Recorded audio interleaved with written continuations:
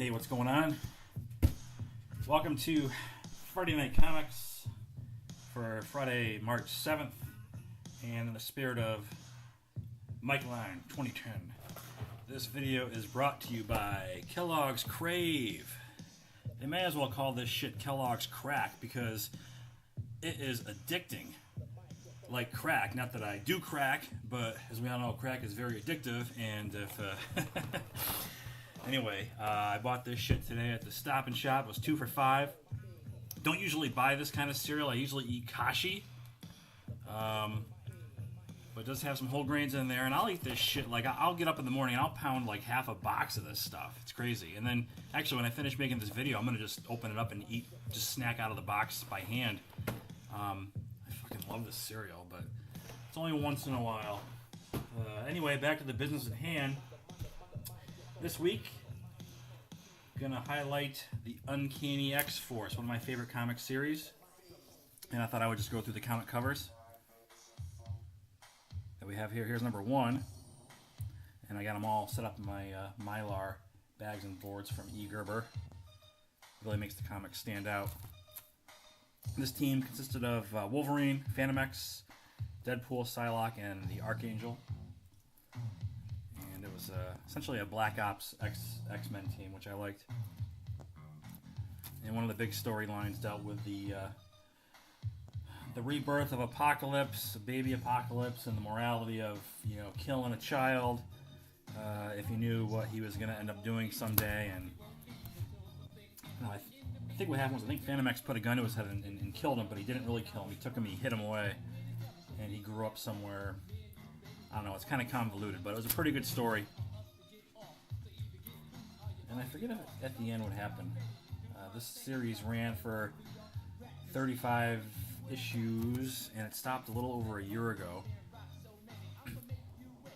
And then it became something entirely different. I think it became Cable and the X-Force, or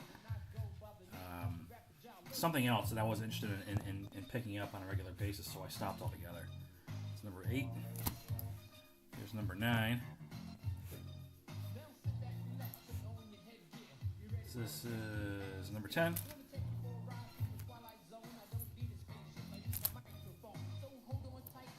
I really like the artwork on these covers. They changed the artwork up, at least the logo font at some point here, which I didn't like, but I really like how they do this. Really minimalistic, just the name of the team, and I don't really care for that barcode there, but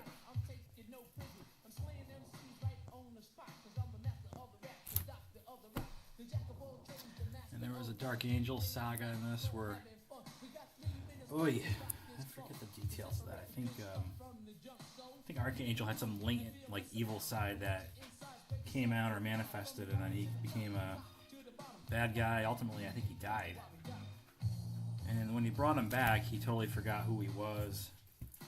And I don't know. I'm just kind of piecing shit together in my head. I don't remember all the details of the storylines, but number 15 there. Number 16, I really like these Mylar bags and boards. They make the comics really stand out and pop. Unfortunately, they're pretty expensive. But you don't have to worry about ever changing out the bags and boards again. I think these are pretty much archival for life. Went with the... these are the modern size with the halfback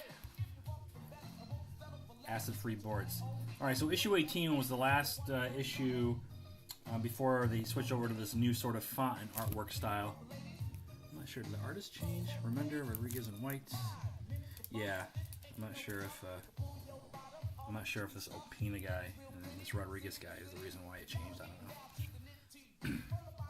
And it ran basically halfway through here. It switched font styles, and then it ran another 15 or so issues.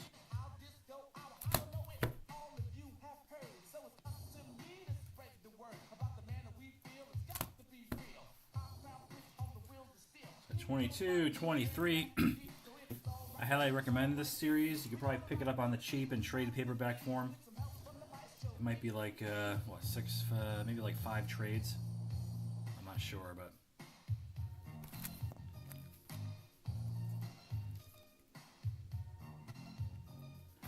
Really like the cover arts on these books.